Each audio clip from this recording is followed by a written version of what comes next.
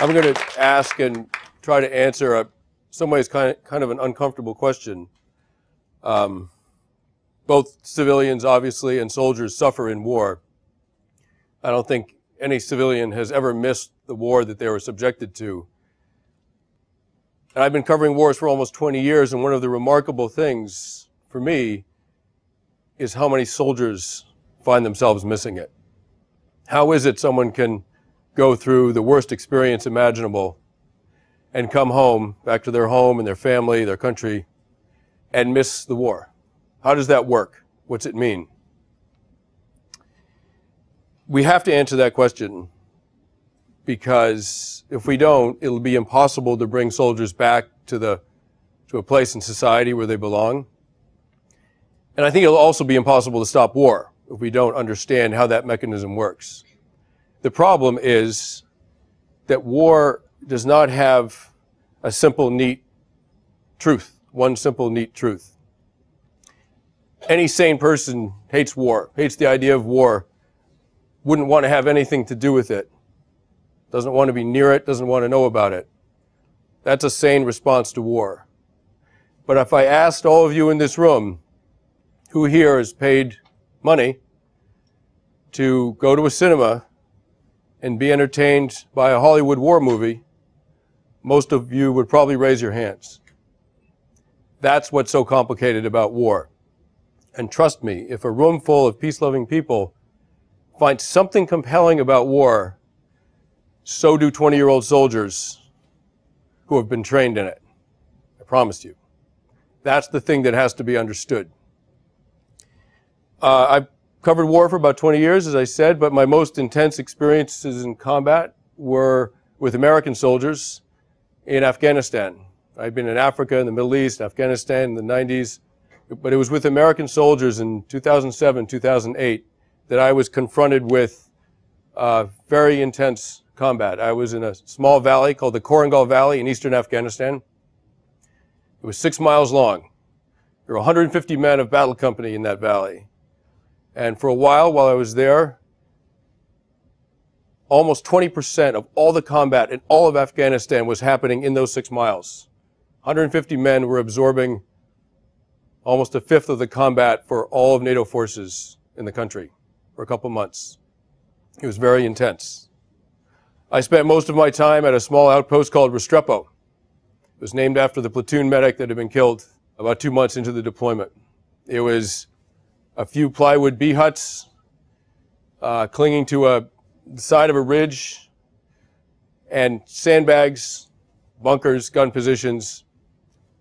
There were 20 men up there of 2nd Platoon Battle Company. I spent most of my time up there. There was no running water. There was no way to bathe. The guys were up there for a month at a time.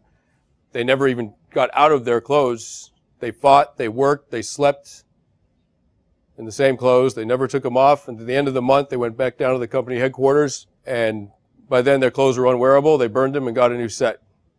There was no internet.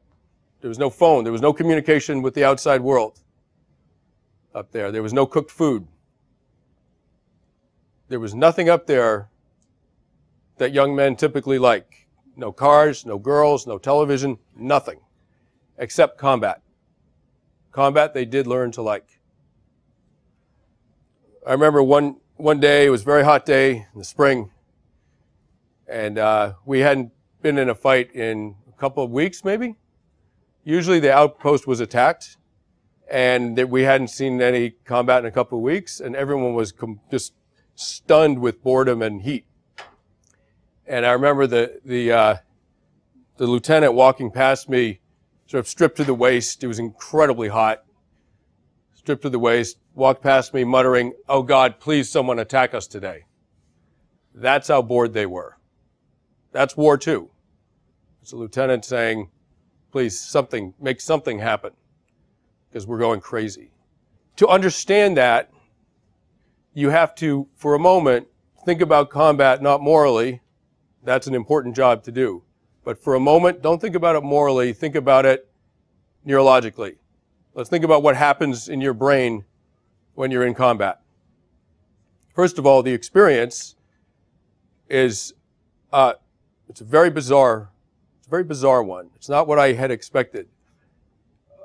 Usually you're not scared. I've been very scared in combat, but most of the time when I was out there, I wasn't scared. I was very scared beforehand and incredibly scared afterwards. And that fear that comes afterwards can last years. I haven't been shot at in 6 years, and I was woken up very abruptly this morning by a nightmare that I was being strafed by aircraft 6 years later.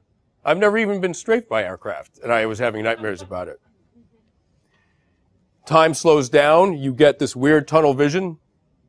You notice some details very, very, very accurately, and other things drop out. It's almost a slightly altered state of mind.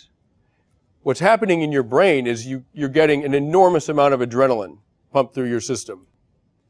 Young men will go to great lengths to have that experience. It's wired into us. It's hormonally supported. The mortality rate for young men in society is 6 times what it is for young women from violence and from accidents. Just the stupid stuff that young men do.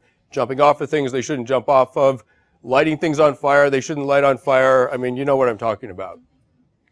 They die at 6 times the rate that young women do. Statistically, you are safer as a teenage boy. You would be safer in the fire department or the police department in most American cities than just walking around the streets of your hometown looking for something to do. Statistically. You can imagine how that plays out in combat. At Restrepo, every guy up there was almost killed, including me, including my good friend Tim Hetherington, who was later killed in Libya. There were guys walking around with bullet holes in their uniforms, rounds that had cut through the fabric and didn't touch their bodies. I was leaning against some sandbags one morning, not much going on, sort of spacing out, and some sand was kicked into the side of hit the side of my face. Something hit the side of my face. I didn't know what it was.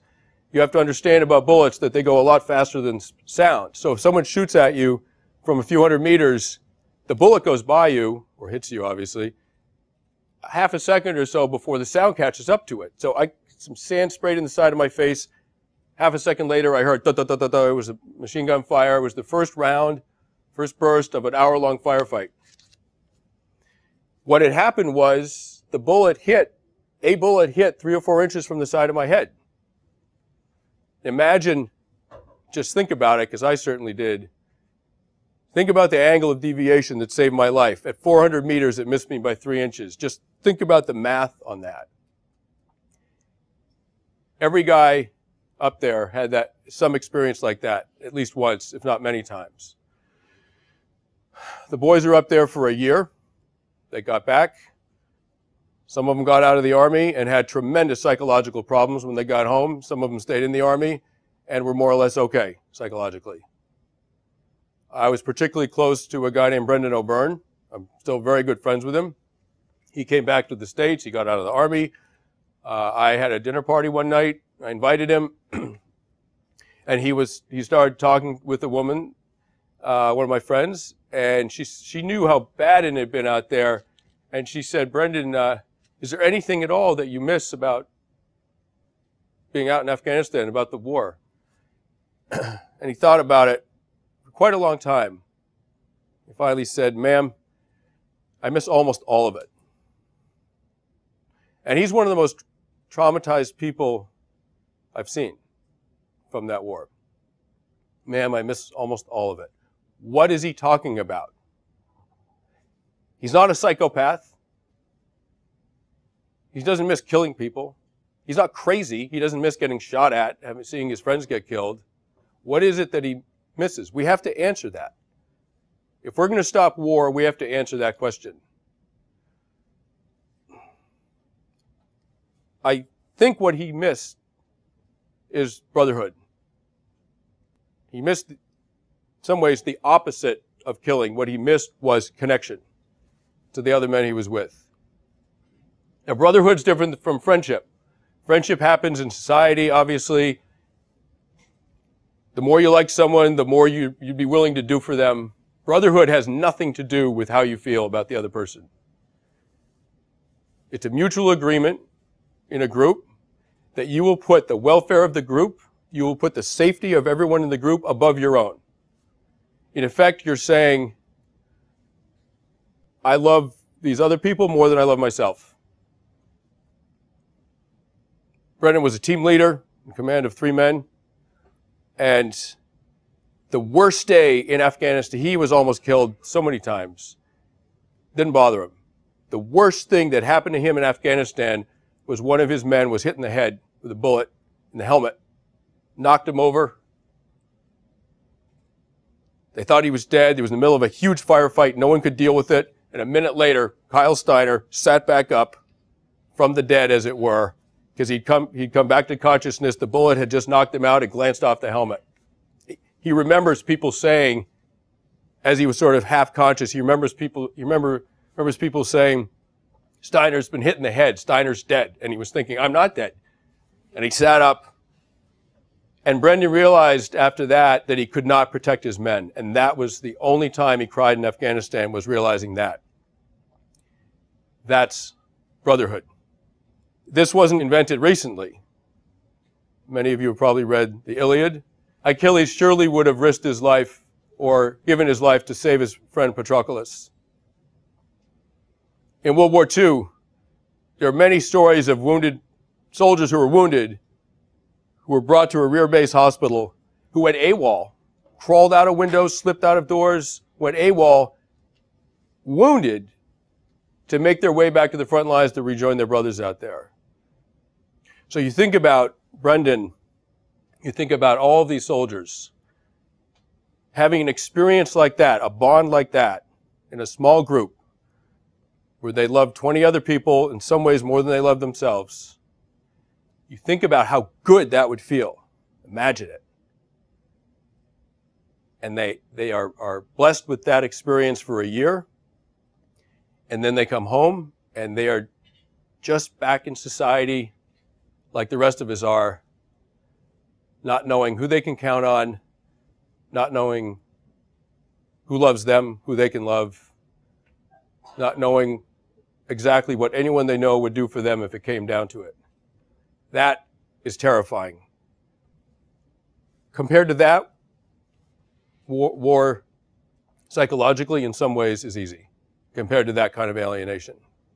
That's why they miss it. And that's what we have to understand and in some ways fix in our society. Thank you very much.